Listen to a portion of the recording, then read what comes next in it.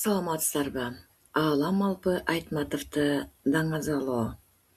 Бүгүн мен сиздерге сөздөн жыралган галактика темасында көрсөтмө куралымды презентациялайм. Бул жерде биринчи бөлүктө өмүрү жана балалыгы, куралдын биринчи бөлүгүндө Айтматовдун балалык чагы, төрөлгөн аймагы, үй бүлөсү жана алгачкы таасирлери. Экинчи бөлүктө үй бүлөсү жана тарбия чөйрөсү. Айтматов чоң руханий күч алган үй бүлөнүн өкүлү болгон. Чыгармалары. Көрсөтмө куралдын борбордук элементи анын чыгармалары планеталар сыяктуу жайгашкан. Ар бир планетанын жанында QR-коду бар. Төртүнчү бөлүктө кинолору Айтматовдун биринчи мугалим, эрте келген турналар жана башкалар. Бардык маалыматтар, фильмдер QR-код аркылуу берилди.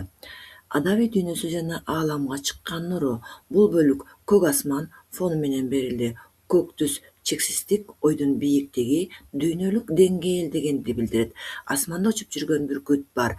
Бул Айтматовдун дүйнөгө ачылган ой кербени, эркиндикти, рух күчүн символдойт. Жер планетасы бул түбөлүк Айтматовдун дүйнөлүк адабияттагы ордун белгилейт. Анын чыгармалары дүйнөнүн 170ден ашык тилине которулуп, дүйнө жүзүнө тараган.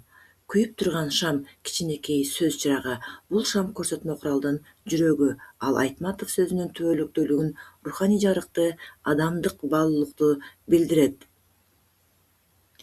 Бир тарабы күзгү өзүн таануу образы. Күзгү бекеринен кошулган жок. Айтматовдун чыгармалары адамды өзүнө каратып, мен киммин, мен кандай адаммын деген суроону ойготот.